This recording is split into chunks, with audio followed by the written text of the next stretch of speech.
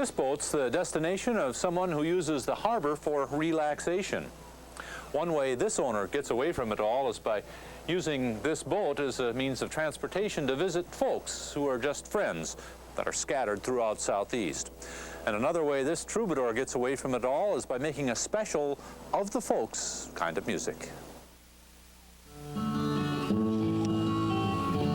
The Uncle Bob has been with me for many, many years. In 1948, I did a performance at St. John's University when I was first playing in public, and my niece was there, my little 3-year-old niece, and every time the audience would applaud, which was at the end of every song, she'd jump up and yell, "That's my Uncle Bob!"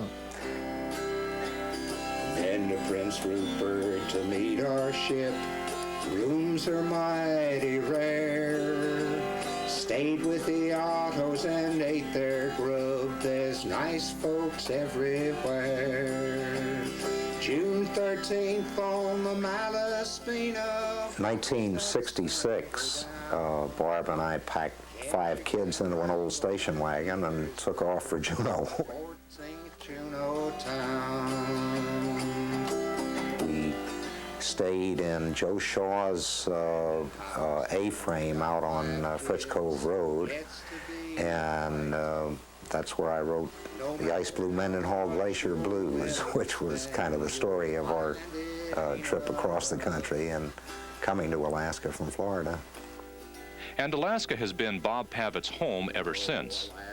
After a year as Deputy Director of Planning and Research for Governor Egan, Bob moved his family to Anchorage to become the Borough Planning Director. He brought his family back home to Juneau in 1971 to become State Planning Director. 4 years later, he began a private consulting practice and is now the business partner in Capital Copy, which he and Ken Melville founded in 1980. He now finds time to be chair of the State Association of Retired People, a legislative advocacy group for older Alaskans. And as Uncle Bob, he pursues his real passion, folk music. I got the Ice Blue Mendenhall Glacier Blues. I enjoy what I'm doing. I enjoy Capital Copy. We started a business there 10 years ago, which has become really an institution in the community. We're friendly down there. We kind of reflect the basic philosophy that both my partner and I have, that if you can't have fun when you're working, don't work. And I like to be remembered or thought of as a person who was friendly and who plays music and helps to entertain or keep people involved in musical activity.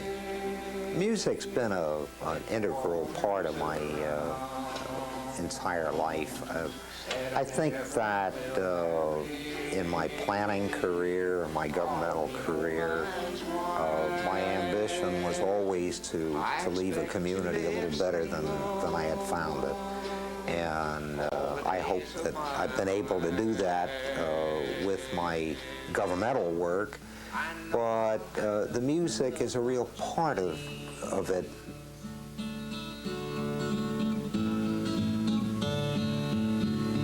We have lard instead of butter, and for milk it's just cold water. I haven't seen a steak since I left home. As for pies and cake and jelly, well, we substitute sow belly. The only ham we get is just the bone. Oh, them beans, bacon, and gravy.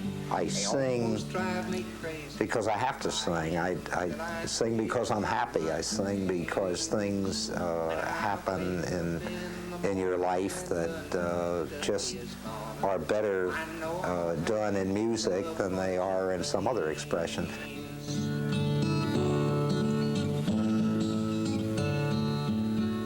In the early and mid-'70s, there was quite a group of folk singers in Juneau, and we used to play around in different people's living rooms. And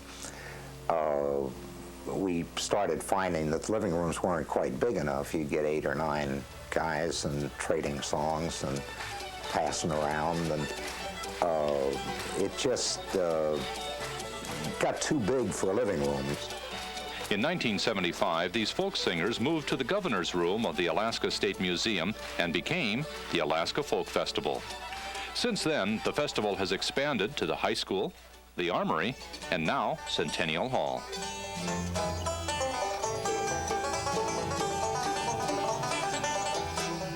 But the festival has maintained a real purity as far as being a free, friendly, and all-inclusive folk festival.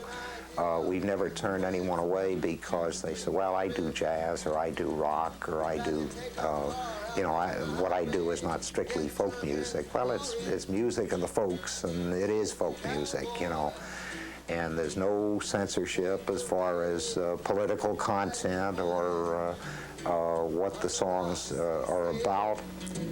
On the rocks he said, on the rocks it went, moral equivalent of the love red tar pits. Whoa! I like to be talking to the audience. I like audiences, and I like people who come to folk festivals. I enjoy talking with them, same as I enjoy, well, I'm a talker. I just enjoy talking. Well, all right, I'm supposed to be making the proper announcements here, and I'm going to start with the Centennial Hall Creed. Everybody raise your right hand. No smoking, no drinking, no eating, no laughing, no loud... You've got to keep it going. You've got to fill in. You've got to keep the audience from concentrating on the stage crew, moving microphones and getting people on and off the stage. And some people do that with funny stories. Other people do it with little vignettes about the musicians. But, of course, after many years, I know most of them, and I know them personally, and I know little stories about them. And I remember when they played at their first folk festival, and so I'm in a little better shape than some of the MCs who haven't been around that long. And Bob is not about to retire. He'll continue to be an active participant in the folk festival. He also plans to make an album and catalog 1,000 hours of folk music field tapes. And when he's not pursuing his musical activities, he and his wife Barb will be out cruising southeast on the good ship Troubadour, just visiting with friends. Retirement. And somebody asked, Barb, where are you going to go when you retire? And she said, we have to go somewhere?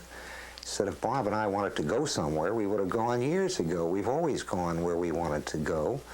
And this is home. This is where our friends are, and we're not going anywhere. We'd probably do a little bit more traveling, but Juneau is home. And I enjoy it. I like the people. I like the country. I like everything about it. And it's just my home.